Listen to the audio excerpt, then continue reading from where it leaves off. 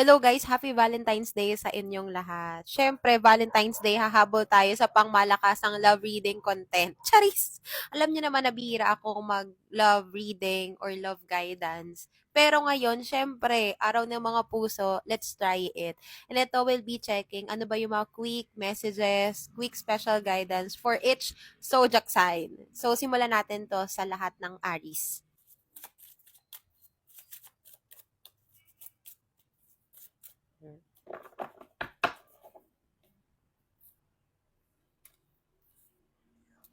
Medyo fun reading lang 'to guys ha. Puwede niyong seryosohin, puwede namang hindi.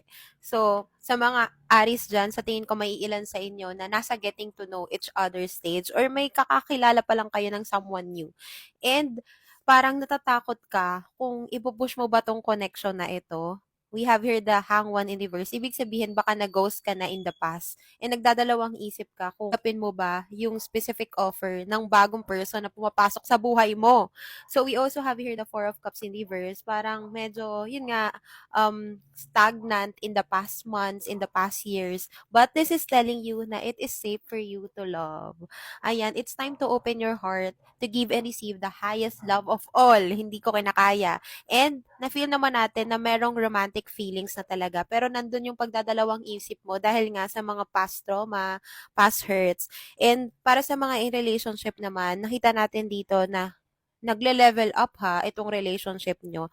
Baka plano mong yung mag-start ng business together or may mga milestones, may mga dreams na matutupad kayo, particularly this year or ngayong month na ito. So, sa mga Aries dyan, lalong-lalo sa mga nag-getting to know each other stage, so enjoy nyo tong phase na ito dahil mukhang exciting to. So, ngayon naman guys, punta naman tayo sa mga Taurus dyan. Ano ang mga naghihintay sa inyo pagdating sa love life? Oh, naku.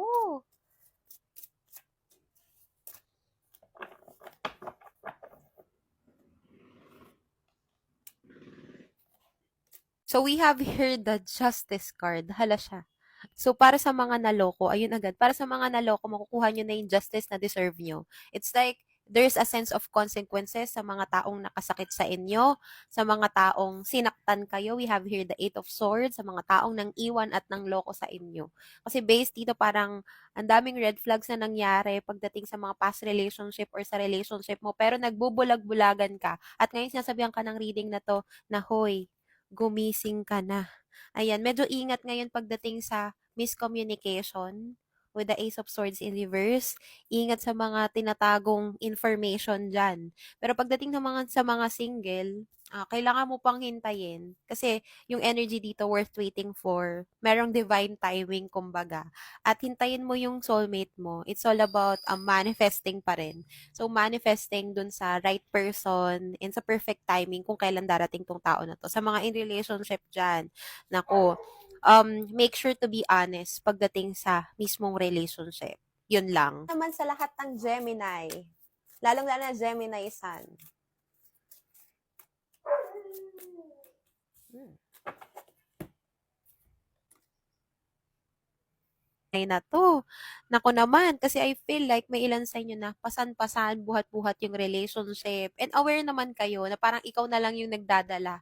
Ikaw na lang yung nag-e-effort, ikaw na lang yung nagbubuhos ng lahat, ng pagmamahal, ng time. Ay naku, with the Ten of Torches, it's time to get off the burden now. It's time to start a new beginning kasi based dito sinusuppress mo yung emotion or parang sinusolo mo lahat ng sakit, lahat ng pagbubuhat ng relasyon na yan. Ano ba yan? Bakit mo pinapasan lahat? With the death in reverse, it's time to start a new beginning. Embrace the new beginning right now. It's all about the new phase. O be adventurous.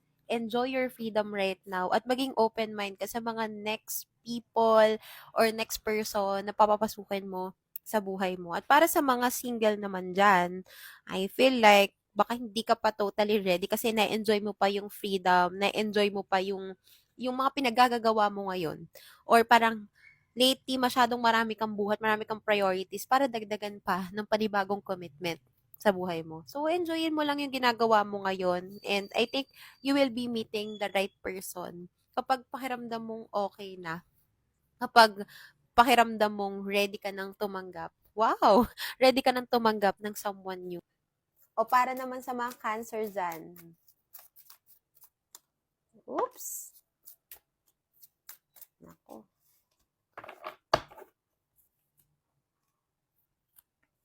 Huwag ka masyadong magmadali sa pagpasok sa relasyon, lalong-lalo na kung single ka. Kasi based dito, nadadala ka sa initial excitement. Hindi mo pa talaga kilala masyado yung person.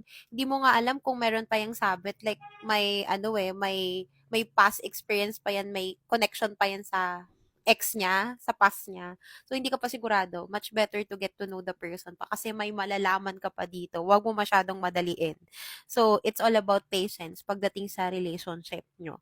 And pagdating naman sa mga in relationship dyan, this is all about slowing down. Kasi baka based dito may mga tampuhan, may hindi pagkakaunawaan, like may nakiki-involve sa relationship, whether it's friends, like parang di naman siya kasali sa relasyon nyo, pero nakiki-comment. Nagbibigay ng, ano niya, ng opinion niya, ganyan. And right now, be patient to each other sa partnership nyo. And pakinggan nyo muna yung side ng partner nyo. Huwag kayong padalos-dalos at pa-decide-decide agad-agad. Kailangan ng mahabang pasensya at this moment sa relasyon yung dalawa. Huwag masyadong magpadalos-dalos sa emosyon. Kasi parang pag nagalit ka or nagalit yung partner mo, gusto mo agad i-end yung relasyon. So, pag-isipan mo munang mabuti. Kasi baka pagsisihan mo yung mga desisyong gagawin mo kapag galit ka or kapag overwhelmed ka sa mga nangyayari. For Leo,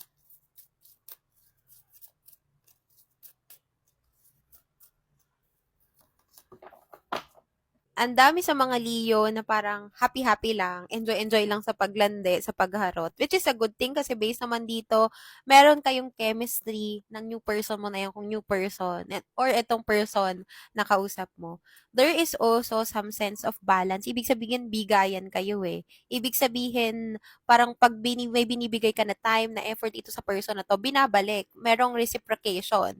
So, we have here also the Six of Torches, which is this person is very proud of you kung ano man din yung mga achievements na nakuha mo. Maganda siyang support system or maganda yung support system nyo sa isa't isa. Nagkakaintindihan kayo. Pero, kung meron man magiging issues or nagiging issues kay Letty, lalong-lalo na sa mga in relationship dyan, this is all about other people. Like, napapangunahan yung desisyon nyo ng ibang tao, ng family, or ng friends. Talaga matatag kayo. Like, kaya nyong ipaglaban yung isa't isa. Kasi may mga outside people na nangingialam dito sa relationship nyo. To the point na parang mapapagod ka, matitest yung pasensya mo. So, ito yung parang sinasabi na kung mahal mo, ipaglalaban mo. Ganong level siya. But knowing Leo naman, kaya nyo yan, kaya nyo ipaglaban kung mahal nyo talaga. Wow, may pa ganun. At sa mga single ha, tamang enjoy lang as of now. Like sa harot, sa lande, go. Virgo.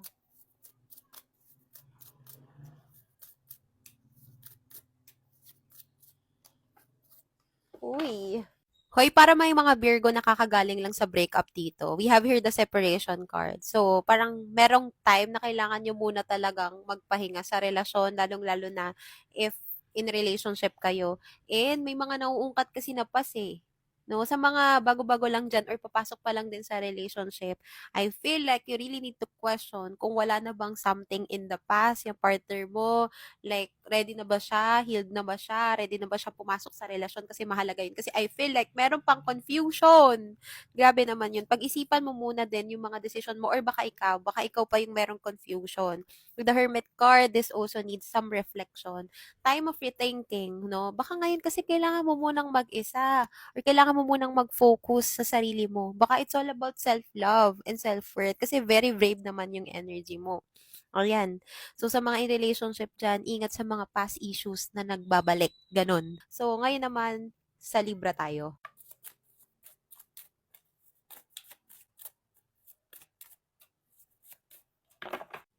Huy, mga Libra, kaya pa ba? Grabe na siya, grabe na ang paghihintay ha. Alam kong pagdating sa pahabaan ng pasensya, minsan tanggal dun yung Libra. Pero dito sa love life, parang willing to wait ka. Lalong-lalo na meron tayo ditong Seven of Pentacles reverse. Pero kapag sobra na at nakakaapekto na sa mental health mo, which is sa tingin ko, ganun na yung nangyayari, medyo pag-isip-isipan mo na, mag-reflect ka na. Are you still willing to wait for this person? Talaga sa paghihintay na to ha, sure na yan ha. Hindi kita pipigilan dyan, pero kaunting warning lang na protect your feelings. Buhay pa ganun, no? Medyo risky itong paghihintay na ginagawa mo. And I feel like ginagawa mo na lahat ng effort, talagang pinupush mo na lahat. Kaya lang parang nafi-feel mo it's not enough. Although, may relationship naman dyan, kung may hindi pagkakaunawaan lately dahil medyo unstable yung emotions, it's all about making effort or maintaining the balance of the relationship. Like, kailangan ng kaunting, bonding time.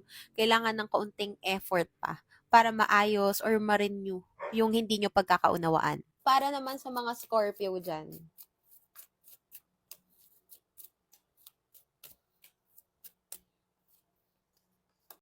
uy, yung mga Scorpio, sa tingin ko ready ka na ulit pumasok sa relationship. Ay, may pa ganun.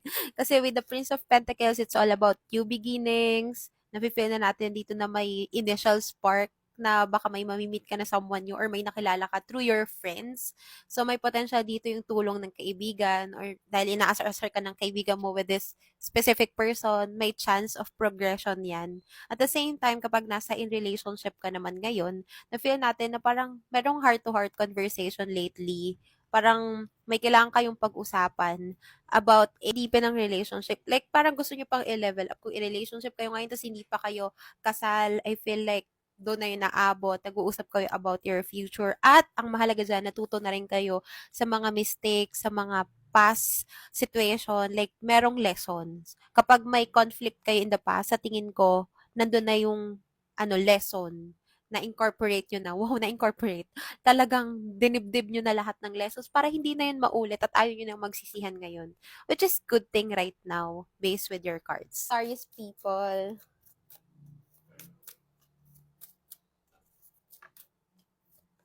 Uy, grabe talaga mag-effort yung mga yung mga Sagittarius diyan. It's all about releasing in the past. May ilan na nakaka-move on, nasa healing stage, or naka-focus dun sa moving on na yan. Kaya baka plano ring mag-travel, which is very Sagi energy. Na parang pag-move on talaga, travel agad yung sa kanila. But we also have here the rapid connection. Like baka there might be someone na paparating sa buhay mo, tas bigla siyang darating. Like, parang walang signal, biglaan na lang talaga, surprise, ganun. At in fairness ha, very strong dito yung parang ka-chat, ganyan. And baka may ilan sa'yo may nakakausap ngayon, through chat, and there's a chance of progression. If hindi pa kayo magkikita, baka malapit na kayong magkita nitong person na ito. And it's really moving forward. Uy, pag ganun. Pero yung ilan dyan, yung mga nasa healing stage pa lang, focus on your self-worth. Unahin mo yung sarili mo and make time for your friends. And with the energy naman sa mga in relationship dito, baka may travel kayo together ng partner mo, may mga celebration, may mga milestones kayo together, baka may mga isi-celebrate kayo anniversary nyo, or meron kayong mga big events together with family, and you are ready to make big efforts. Kaya nga sabi ko, parang ang effort ng mga Saji na nakikita ko dito. At para naman sa lahat ng Capricorn, here's your reading.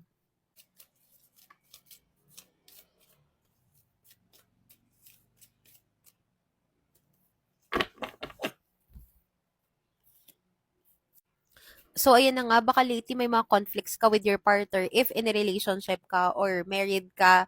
So, I am sensing na be careful sa emosyon. You really need to be honest with your partner. At the same time, yung nakita natin dito, if nung mga months ago pa yung hindi pagkakaunawaan nyo or lately lang kayo hindi nagkakaunawaan, merong resolutions na or your problems will be going to resolve soon. Isa sa matinding problem sa pinagdadaanan ngayon, lalo ng mga married couple, ay money, career nila. So, yun yung mga sinusubukan yung i-work on pa. At yan yung magiging focus pa in the next coming months. So, based din dito, you both need to trust your partner sa mga new connection pa lang dyan or nabubuo pong connection pa lang dyan. I think, kailangan nyo pang pagtibayin yung trust. And kausapin mo ng kausapin yung partner mo. Sa tingin ko marami kang matututunan dito. Wisdoms, learnings, and very honest din. Very straightforward tong new person mo if ever man. And if ever na single ka, baka ganitong person yung makikilala mo. Like, hindi matigil yung pag-uusap nyo kasi ang dami mo talagang gustong itanong, gustong malaman dito sa taon na ito. And very straightforward naman siya. Kapag gusto niya, sasabihin niya talaga. Direkta niyang sasabihin yon sa'yo. Like, wala na tong paasa effect. very practical yung pag-uusapan nyo. And parang more on focus ka pagdating sa stability ng relationship na ito or kung meron bang future, ano ba yung magiging future nyo together. Ganon na kalalim. So, for Aquarius naman, here's your reading.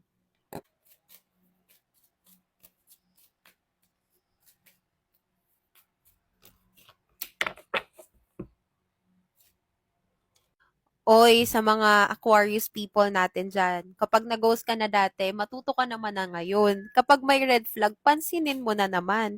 Kasi parang history repeats itself eh. Paulit-ulit na lang tayo dito. With the Six of Swords, may ilan na sa healing journey. And yun nga, healing is not linear. Parang nagre-relapse. So be careful sa relapse. Kasi parang binabalikan mo yung past person na yan. Which is, sa tingin ko, it's not a good thing na kasi panay stress na yung dulot niyan sa'yo.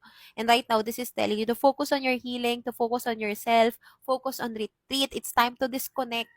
Tama na, awat na. Paulit-ulit na lang to.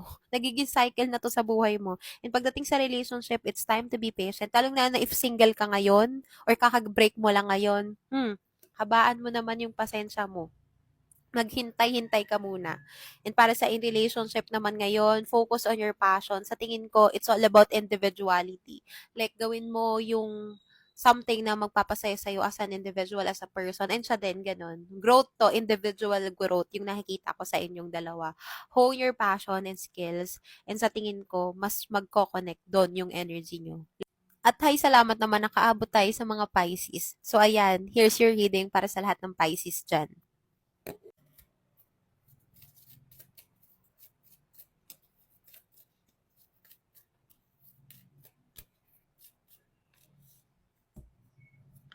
Medyo lapitin kayo ng mga ex, mga nagbabalik na person, ganyan. At alam mo na yung kailangan mong gawin. Kapag pass na yan, ilagay na natin sa far away, dyan ka na. But right now, it's if in relationship ka, then may nakikigulo pang past, focus on your present kasi yun naman talaga yung mahalaga. I know, medyo hurt ka pa rin sa nangyari sa nakaraan. Pero ngayon, it's time to develop, strengthen on what you have. Or if single ka ngayon, I know you really need to focus on healing pa. Kasi medyo masakit eh. With the Four of Pentacles, dala-dala mo pa yung burden, yung trauma from the past. And meron pa rin conflict. Like sa labat pa yan. And posibleng maka-affect to sa magiging karelasyon mo if ever na pumasok ka kagad. So pag-isipan mo munang mabuti. But for those in a relationship, it's all about the growth of what you have right now.